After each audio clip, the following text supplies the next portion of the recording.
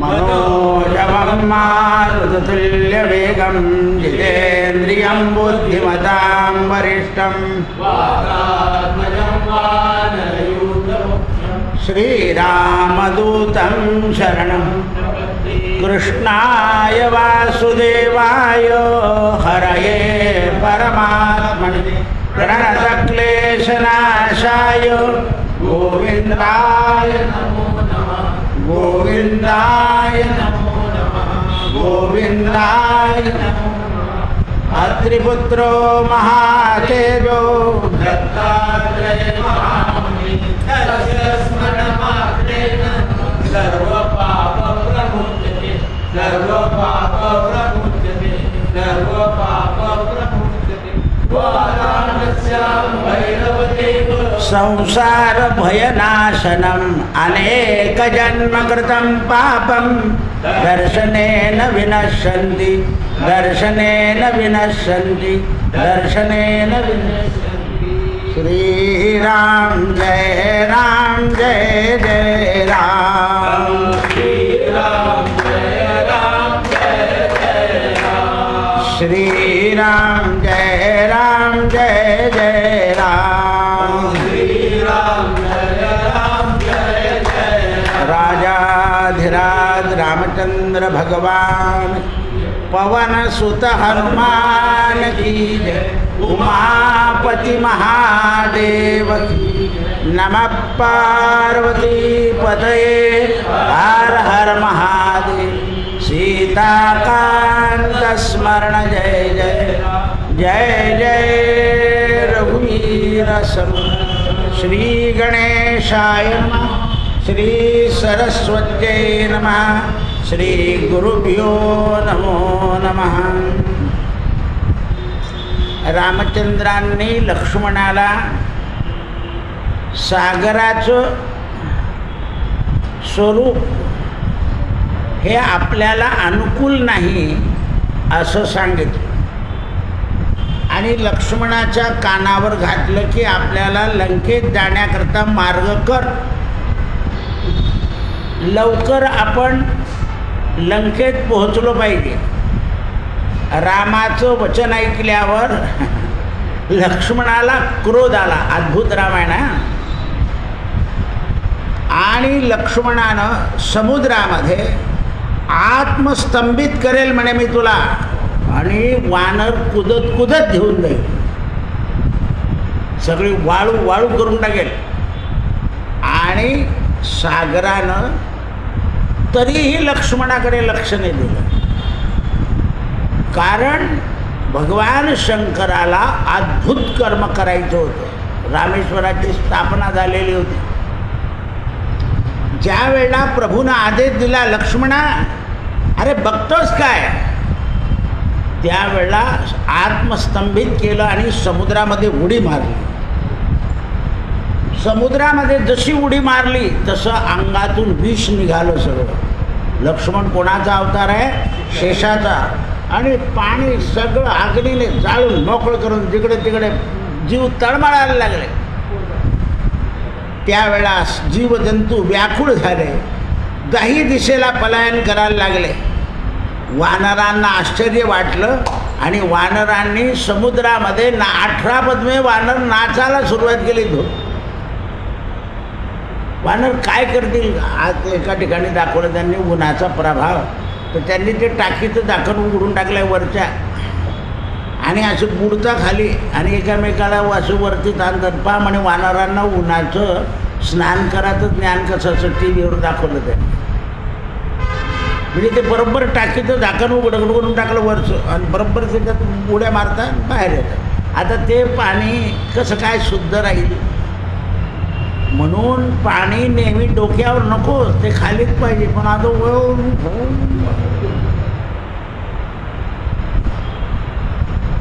जेवढं पाणी गुप्त राहील तेवढं चांगलं। जल हे भूमीतच शोभतं। आता बाय केवढं बाष्पीभवन होत आहे। आता परवा तेरवा सांगत होते मुंबईला पाणी पुरवठा भरपूर 1 वर्ष पूर्ण, आणि आता म्हणे पाणीचं बाष्पीभवन, आता एवढं ऊन पडतं आहे चाललं ते 48 46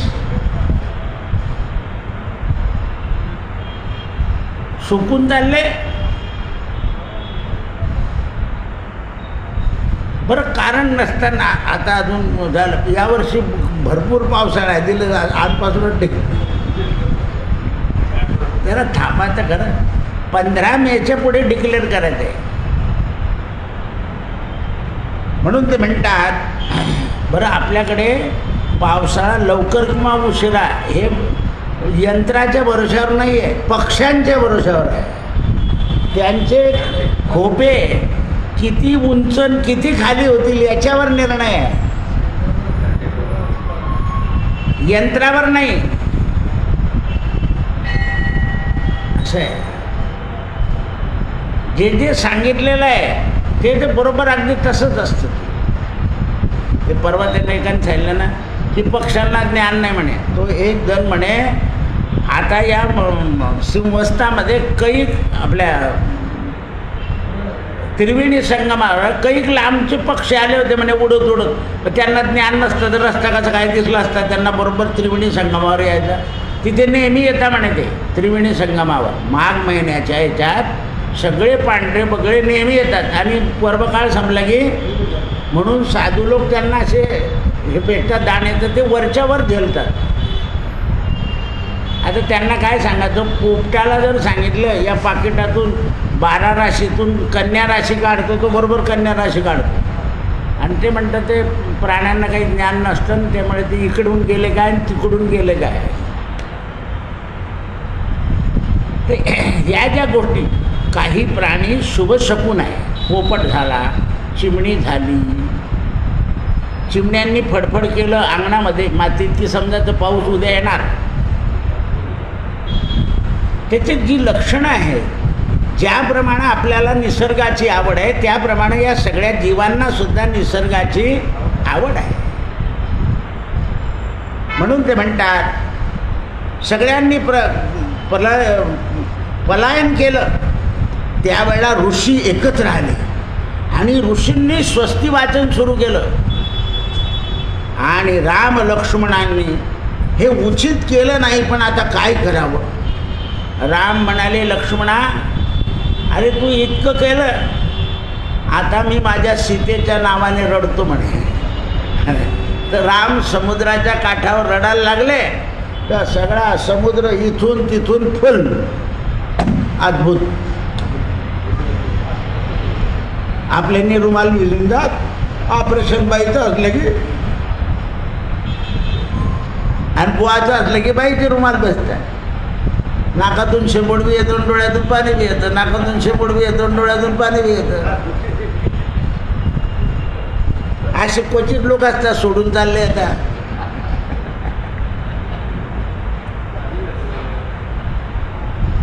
असं आहे ते.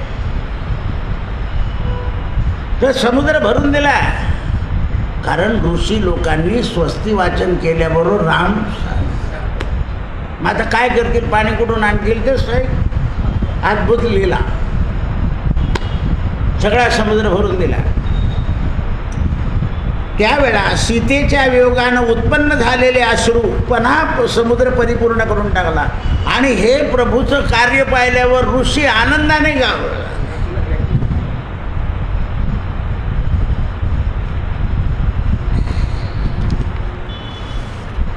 आकाश श्रीरामांवर पुष्पवर्षाव करू लागलं. संपूर्ण लोकांचं स्वास्थ्य होऊन गेलं आणि वारंवार प्रभूच्या नावाचा जयघोष होऊ लागला. सिंधू उभा राहिला समुद्र आणि भगवंताची स्तुती करू लागला. देवा आता अद्भुत ऐकायचं. मी जर असा आडून बसलो नसतो तर ते सगळं दूषित पाणी कसं गेलं असतं. मी आणलो लक्ष्मण माझ्यावर क्रोधायमान झाले, माझ्यातले सगळे दोष गेले आणि तुमच्या शरीरातलं शुद्ध जल माझ्यात आलं. मी पवित्र तेरी पण तेरी उपर मेरी. असं जमलं असतं का आपल्याला. पण तो समुद्र आहे, सिंधू आहे. भगवान विष्णूचा कोण आहे तो? सासरा. लक्ष्मी तिथून तर निघाली.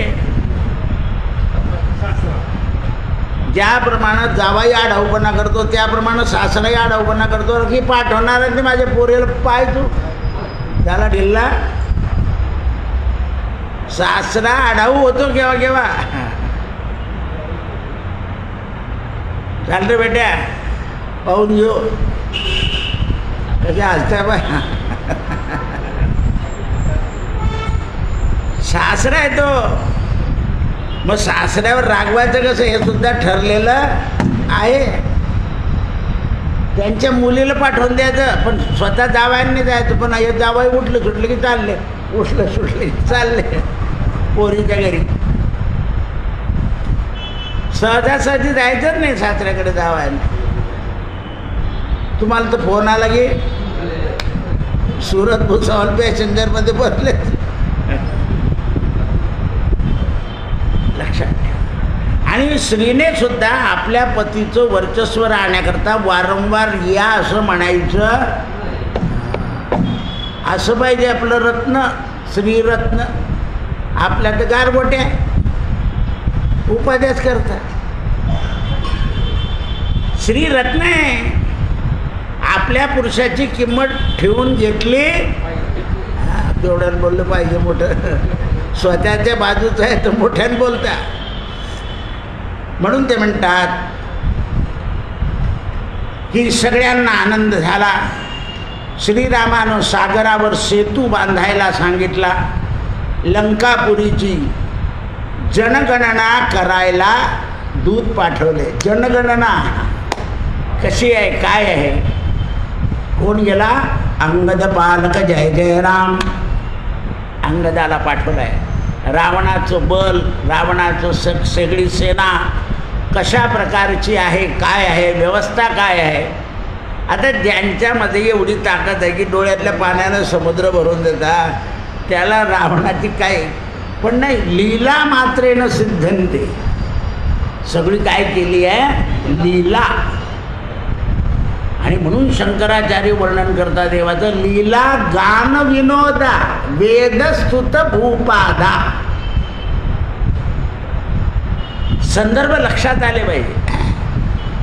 नुसतं व्याकरणानं प्रवचन आणि कीर्तन करून भाव वाढत नाही. हल्ली काय झालं आहे, व्याकरणाचं स्पष्टीकरण केलं जातं अभंगाचं, तेवढ्याने नाही भागत. कारण ते व्याकरण शुष्क असतं. दशरथाचा मुलगा राम असं म्हटलं की काही उपयोग नाही. दशरथाच्या पोटी भगवंताने अवतार घेतला असं बोला. ईश्वराचं वर्णन हे आदरार्थी वर्णन झालं पाहिजे. तुम्ही व्याख्या करायला गेलं की ते शुष्क होऊन जातं.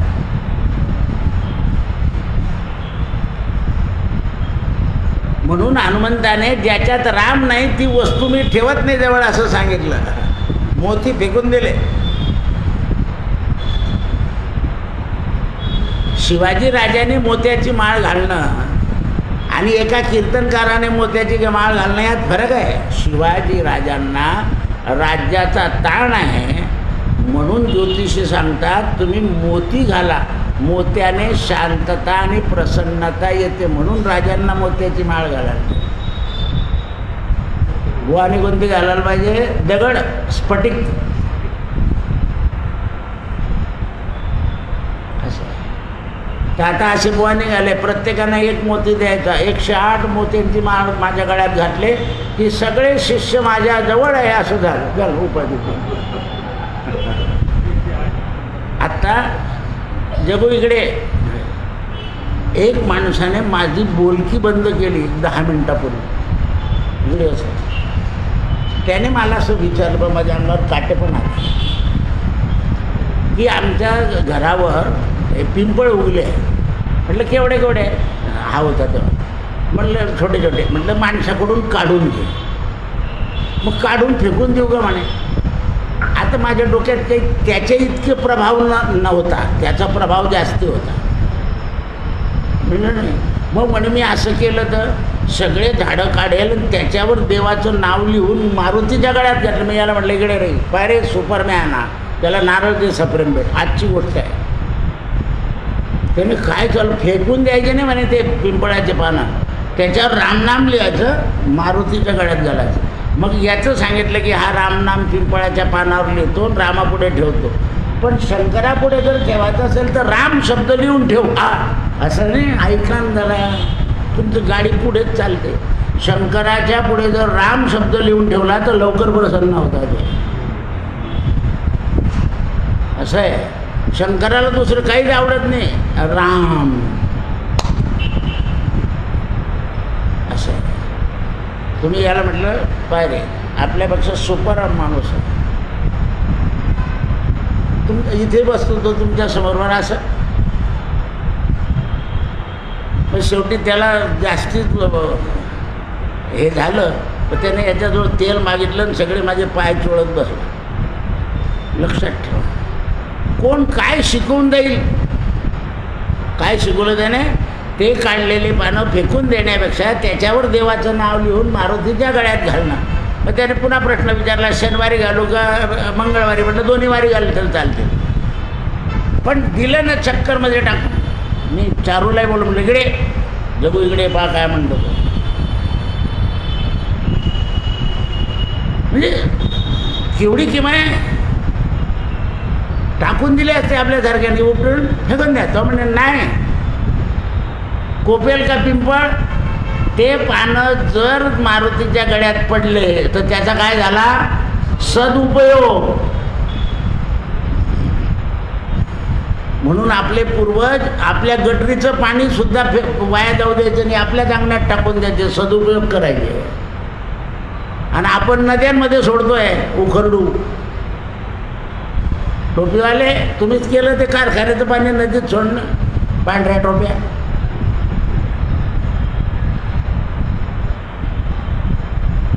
तापी घाटचा केवढा गोंधळ केला तर लोकांनी त्यावेळेला शेवटी चारी काढावं लागले, नाही घुसू दिलं. एरंडोलच्या साखर कारखान्याचं पाणी नदीमध्ये घुसून गेलं. विंध्या पेपरवाल्याला शेवटी विंध्यावाल्याने आपली फरशी बसवली, तिथं नाव लावलं होतं, अजून नाव लावलेलं आहे तिथं. आपण असं करतो. त्याचं कारण असं आहे, भौतिक ज्ञान असलेले माणसं पदावर नाही आहे. भौतिक ज्ञान असलेली माणसं पदावर नाही. पदावर जी माणसं आहेत ती नुसती शिकलेली नसावी.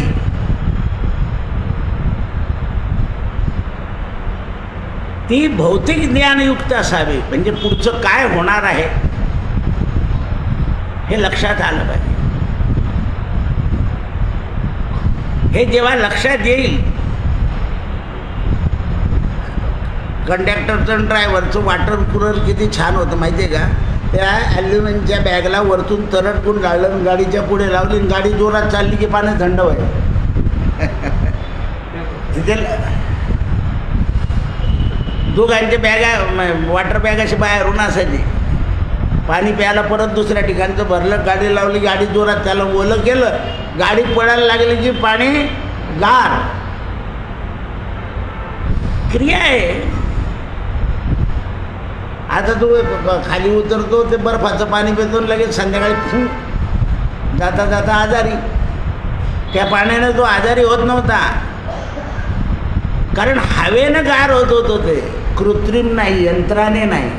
जे यंत्राने गार होतं ते लवकर नासतं. आणि जे ओरिजिनल गार राहतं, तरटामध्ये गुंडाळलेली विड्याची पानं डाग पडत नाही. फ्रीजमध्ये ठेवली ते काळे डाग पडतात. असं आहे. केळीच्या पानाला सुद्धा पोत्यामध्ये घालून द्यायचे, पाणी टाकून द्यायचे आणि ठेवून द्यायचे, खराब नाही. कारण ते हवेनं गार होणार वायू. म्हणून रावणाचा विचार केला. लंकापुरीवर सगळे गेले, विभीषण शरण आले, रावण कुंभकर्णाचा वध झाला. आईसाहेबांना विमानात बसून नळ नीळ जांबुवंत सुग्रीव आणि हनुमंत सगळे अयोध्येकडे आलेच. बाकी एका श्लोकात रामायण झालं पुढे. कारण याच्यातल्या अद्भुत कथा आहे, याच्यात सगळी कथा नाही. म्हणून भ्राता माता बांधव हे आनंदित झाले आणि अयोध्या आनंदात उत्साहात प्रजाजन अति आनंदात झाले. राम राजाच्या रूपामध्ये गादीवर बसले आणि पशु पक्ष्यांना प्रसन्नता आली. आकाश स्वच्छ झालं. चैत्र महिना असून सुद्धा वैशाख महिन्यामध्ये राज्याभिषेक व्हायचा होता, म्हणून आकाशातून देवांनी दुंदुब्या वाजवल्या.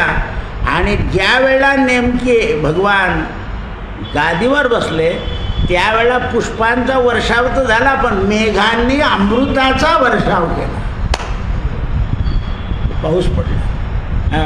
टिळकांची अंत्ययात्रा जेव्हा निघाली मुंबईला, त्यावेळेला आकाशात ढग आले आणि पाणी पडायला सुरुवात झाली. एक ख्रिश्चन म्हातारी आणि तिचा नातू तिथे उभा होता.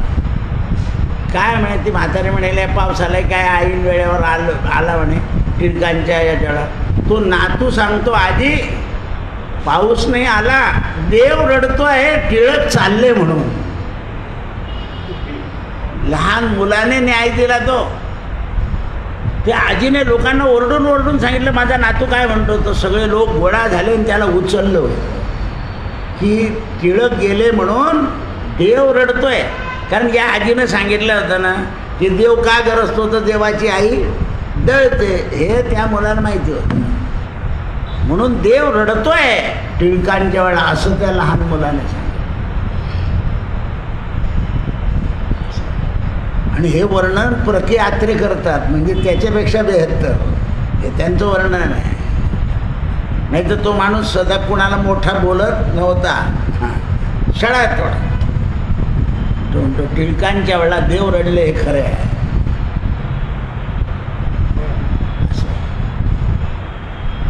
म्हणून ज्या वेळेला राक्षसांचा वध होऊन चुकला, रामाचं राज्य झालं, रामचंद्रांबद्दल आनंद व्यक्त करताना मुनिजन तिथे आले. आता कोणते ऋषी कोणत्या भागात राहता याचं ज्ञान आहे.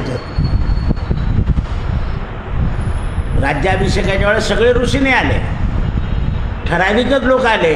राज्याभिषेक झाला. विश्वामित्र, वामदेव, वशिष्ठ जे त्यांच्या अगदी जवळचे होते. पण बाकीचे रामराज्य झालं हे ऐकून अनेक ऋषी आले. तर ते म्हणतात विश्वामित्र, यवकृत, रौभ्य, च्यवन हे मुनी पूर्व दिशेकडून आले, म्हणजे जगन्नाथपुरीकडून. हे तिकडे राहत होते ऋषी. पुढे दक्षिण दिशेला स्वस्ती, अत्रेय, नमू, अरिमुच, अगस्ती हे ऋषी दक्षिणेकडून आले.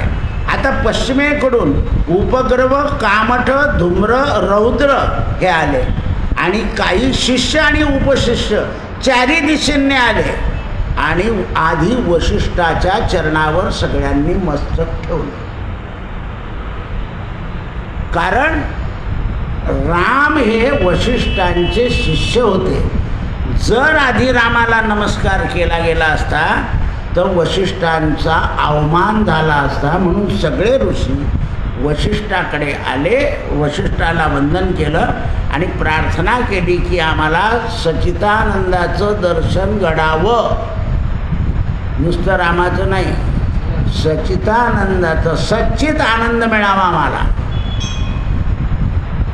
महाराज सुद्धा काय म्हणतात, नामदेव महाराज, सच्चिदानंद पदवी घेणे, सदा आनंदात राहिलं पाहिजे. जैशी स्थिती आहे तैशा परी राहे, हे सच्चिदानंद पद आहे. पाव कसं झालं आहे, मस्त आलाय प्रसन्न, जाईल निघून. असं काय करता, कोणाची नाट लागली, कोणाची टोक लागली, अरे इतके भनभन करता. ज्या बायांचं काम लवकर उरकत नाही ते म्हणता कोणाचं तोंड पाहिलं. म्हटलं आरशात तू पाहिलं होतं, कोणाचं पण पाहता. हल्ली ते तिकडे आरशेच आरशे, दात घासाला आरशे, आंघोळ करायला आरशे, याला आरशे, बसायला आरशे, उठायला आरशे, पलंगाला आरशे. गोत्र विचारलं तर काय म्हणे आर्षेशन, ते पण आर्षेशन. असं आहे ते. कोणाचं तोंड आपलं काय सांगितलंय, काय पाहायचं आहात सकाळी, आणि मग का बरं कोणाचं तोंड पाहत बसता? तुम्हाला आळस आला, उशिरा उठले म्हणून काम होत नाही आहे, सोपी गोष्ट आहे. आता उशिरा जर झोपले असेल तर उशिरा जागेल, साधी गोष्ट आहे. शरीर आहे ते. बरेच लोक उशिरा झोपताना लवकर उठतात, मग प्रवचनामध्ये ते रात्री कीर्तन असतात, तो बुवा हसवतो, त्यामुळे कीर्तन भागवत वक्ता सांगायला लागला की एक एक जण, कोणी भादलीच्या स्टेशनवर तर कोणी कराडच्या स्टेशनवर. काय भागवत, त्या भागवताची महतीच नाही काही. तो बुवा प्रवचन करतो, उरका म्हणे हरिपाठाची वेळ झाली, त्याचं प्रवचन उडवून द्यायचं. अरे प्रवचन चाललंय ना, एखाद्या माणसाने हरिपाठाला सुरुवात करून घ्या तिकडच्या तिकडे, तुम्हाला लवकरच जेवायला बसायचं आहे तर. दुसरी काही काय असते, असा परमार्थ नाही आहे. ज्या भागवताला बसवता, म्हणून मी काय सांगतो की तुम्ही या भानगडीत पडूच नका. तुमचं कामच नाही आहे, हे भक्ताचंच काम आहे. अभक्तानां न दातव्यम. भागवताला बसून झाल्यानंतर तुम्ही इकडे तिकडे फिरायला नाही. तुम्ही समोर बसत असाल तर भागवत करा, काही उपयोग नाही. म्हणून त्यावेळेस सगळ्या शिष्य उपशिष्यांसह आले आणि परमात्म्याचं दर्शन देण्याकरता वशिष्ठांनी आज्ञा दिली. रामाच्या निवासावर फुलमुलं घेऊन ऋषी लोक गेले. कारण आता राम आहे, राजा आहे. राजाच्या दर्शनाला, ब्राह्मणाच्या दर्शनाला, देवाच्या दर्शनाला रिक्त असते न गंतव्यम. रिक्त असताना जायचं नाही.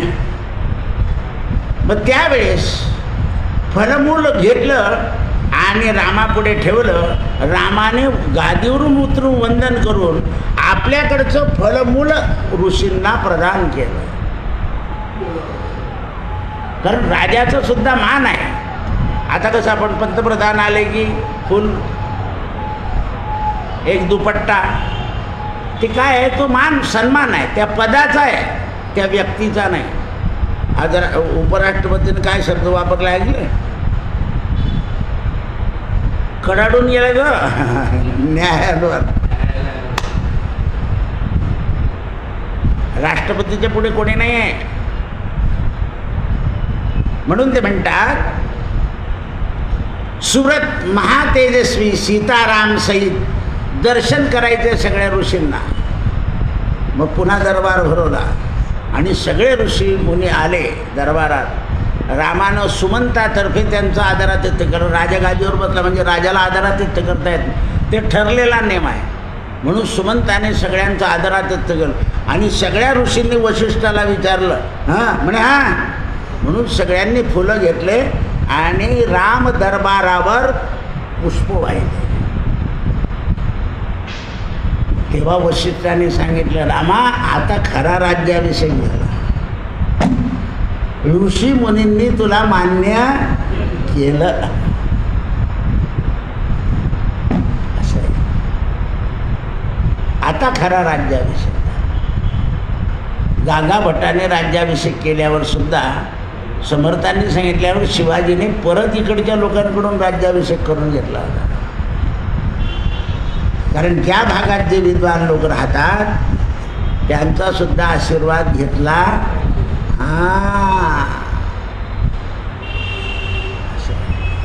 विद्वानामध्ये वयोवृद्ध सुद्धा विद्वान असतात, ज्यांना बाकीचं ज्ञान नाही, पण ज्यांना व्यावहारिक ज्ञान आहे ते सुद्धा कोण आहे, ज्ञानी आहे. कारण जगामध्ये दोन्ही ज्ञान लागतात, परमार्थाचं आणि व्यवहार. विश्वामित्राला परमार्थाचं ज्ञानच नव्हतं, नुसतं व्यवहाराचं ज्ञान होतं. म्हणून तर प्रत्येक ठिकाणी फजित व्हायचे ते. असा मंत्र जपेल, असं करा, अरे पण त्याला व्यवहार लागतो. शेवटी वशिष्ठांकडे यावं लागलं. व्यवहार शिकावा लागला मग तेव्हा काम. अहो ज्या मतगणीची गाय मागायला तयार होऊन गेले ना. ज्याला गाय दान करायची त्याची गाय मागायची असं आहे. हे लक्षात आलं पाहिजे. म्हणून पूर्वी यजमान जरी ब्राह्मणाच्या घरी आला आणि कधी पाणी प्यायलं तर असं दुरून नमस्कार करतो, पाणी न पे ब्राह्मणाच्या घरी. त्यांच्या घरी गेल्यावर म्हणायचं की महाराज आता तुम्ही चहा करा आणि मला बी बाजा.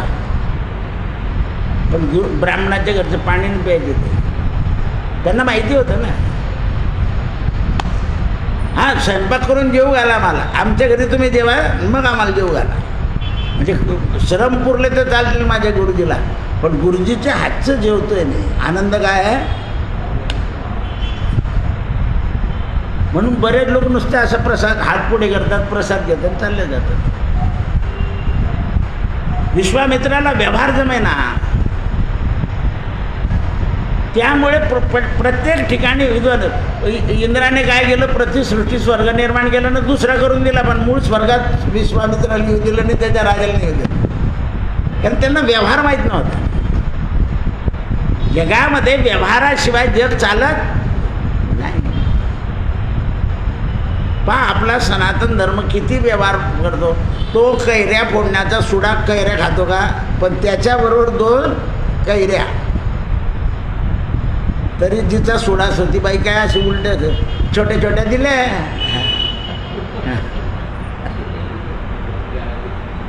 म्हणून काय करतात लोक एकदम मोठ्या देऊन देतात. असं आहे. तो कुरडायांचा त्याच्यामध्ये गहू भरून द्यायचा, रिकामा नाही द्यायचा. 2 कुरडाया नाही देणार, पण त्याच्यामध्ये गहू भरून देते, कारण तो भरलेला द्यायचा, रिकामा द्या. मग एखादी BA शिकलेली सून असते, त्यांनी तो रिकामाच दिला होता ना, मग आपण कशाला गहू टाकायचे त्याच्यात. अशी असते BA शिकलेली, इक्विव्हॅलंट टू BA. पण आपल्या घराची परंपरा काय सांगतायत जुने लोक, तेच करायचं, आपलं डोकं चालवायचं. तो सोऱ्या खात नाही. याचं आदान प्रदान करणं, 2 कुरड्या देणं हा तुमचा धर्म झाला, पण सोऱ्या रिकामाना न देणं हे व्यवहार. व्यवहार आणि धर्म यात फरक आहे. व्यवहार आणि धर्म यामध्ये फार फरक आहे. एखादी बाई असते शेजारी, मला भाऊ नाही. एक माणूस म्हणतो मी आजपासून तुझा भाऊ. काय केला तो व्यवहार, शेजार धर्म पाळला. असं आहे. आपल्या बहिणीच्या आधी तिला बोलून घेतो, जेव घालून देतो, जा बहिणी याने बोंबली. हां या बोंबलाल कमी करत नाही, घरचं झालं. असं आहे ते. कारण धर्म ही गोष्टच वेगळी आहे. धर्माला व्यवहाराची जोड लावता येत नाही. धर्म हा स्वतंत्र आहे.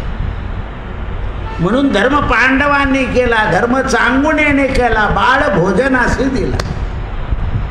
कठीण आहे तो धर्म. आपण जो धर्म पाळतो तो मतलबी धर्म आहे.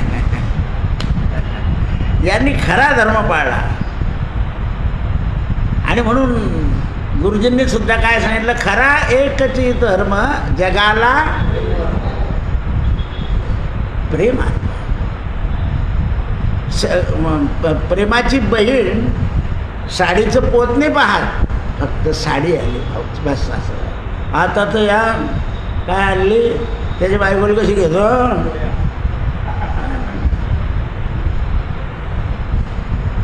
एक दिवशी फेकीन त्याच्या अंगावर मी इथपर्यंत बोलता त्या. यांना धर्म माहीत नाही. आणि माहेरच्या साडेबाहेर सिनेमाला हे गर्दी.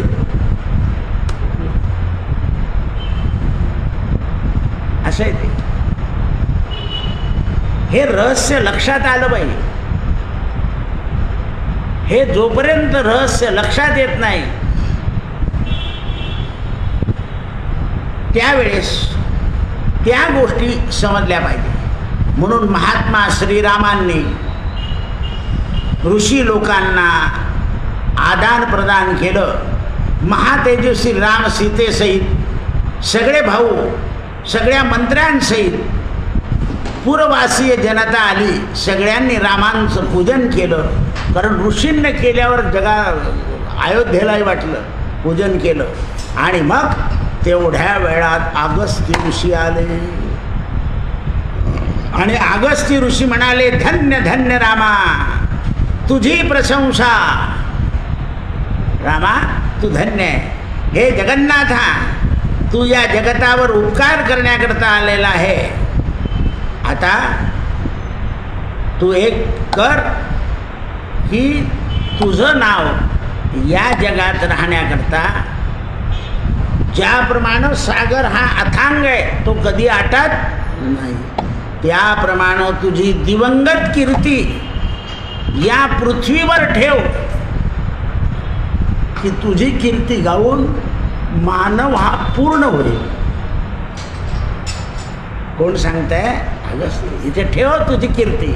आणि म्हणून जागोजागी रामायण चालतं, रामलीला चालते. कारण रामाचं चरित्र ऐकल्यावर त्या शेजारच्या राष्ट्रातले लोक वर्णन करताना बोले 10-20 साल के पहले रामायण लगता था तो हम भी आते. तिथे मंदिर बांधणं सुरू झालं आहे रामाचं. आता तिथे राम बसणार आहे. असं मोठी जागा आहे, तिथे मूर्ती करता. तिथे एक पुजारी आहे, ते पाडलं होतं मध्ये सगळ्यांनी. आता तिथे मूर्ती बसणार आहे. लक्षात ठेवा, यत्र यत्र रघुनाथ कीर्तनम, जिथे जिथे रामाचं चरित्र चाललं असेल तिथे मी हजर राहील, हनुमंताने सांगितलं. म्हणून रामाने लव कुश यांच्या तिकडेच समाध्या पण आहे आणि राज्य पण होते. पण अयोध्येचं राज्य जाताना राम हनुमंताला देऊन गेले. म्हणून हनुमानगडी उंच आहे आणि रामाचं लहान आहे. आधी हनुमानगडीवर जन्म होईल आणि नंतर इकडे होईल. अयोध्येचे राजे हनुमान आहे, भक्ताला करून गेले देव.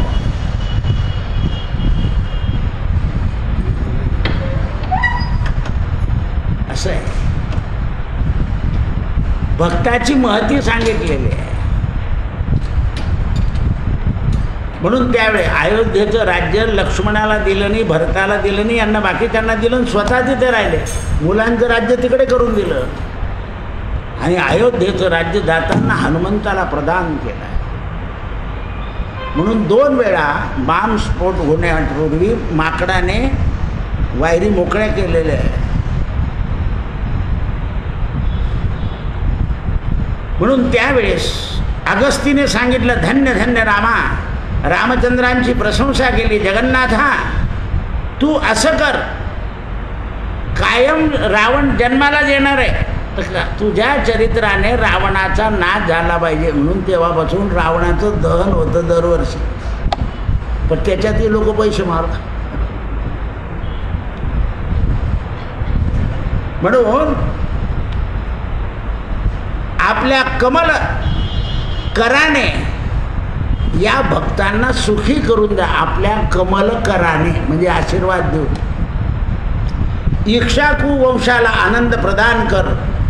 अयोध्येमध्ये दर्शनानं लोक आनंदित कर. अगस्ती सांगताय, आपली कृपा सगळ्यांवर व्हावी. महादेवी सीता हिनं महादुःख केलेलं आहे, त्याचं स्मरण सीतेला पुन्हा व्हायला. म्हणून आपल्या घरामध्ये काही भानगडी झाल्या तर वारंवार मागची उदाहरणं देऊ.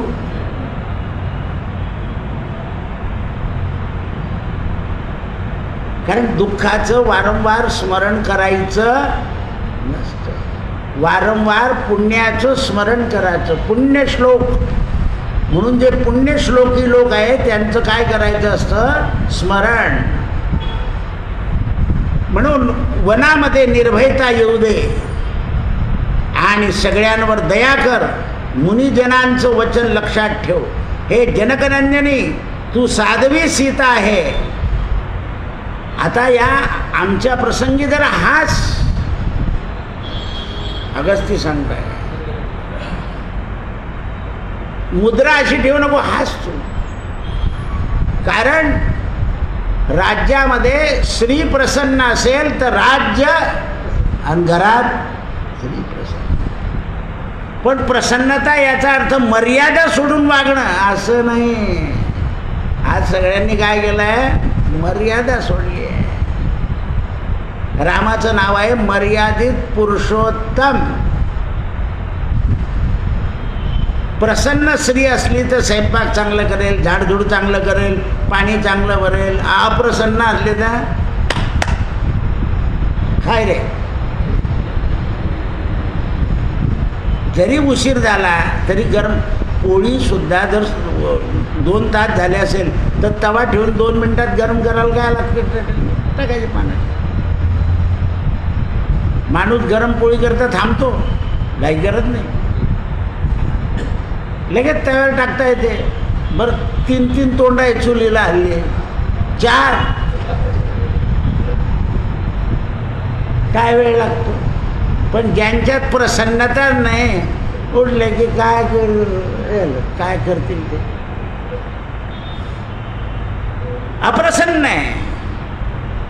सीता तो हर्ष, कोण सांगताय? ऋषी. तू माया आहे, तू जगज्जननी आहे. याला अद्भुत रामायण म्हणतात. नुसतं पेटी वाजवून नाचणं. हरिभक्त सुद्धा पेटी वाजवायला पकवाट ठोकायला लागून गेले. रामायण सोडून रामचरित्र आहे ते. रावणाच्या दहनाचा विचार म्हणजे दुराचाराचा विचार अयोध्येतून भारतातून निघून गेला पाहिजे. अगस्ती सांगतात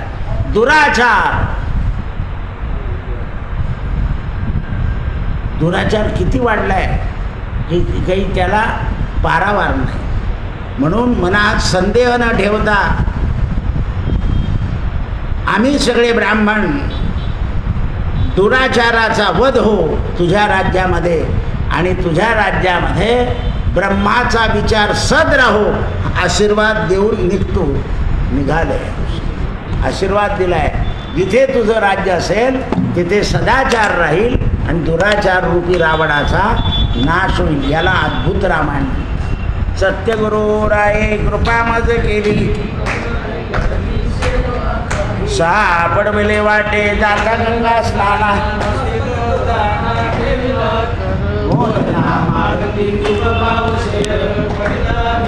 स्वप्न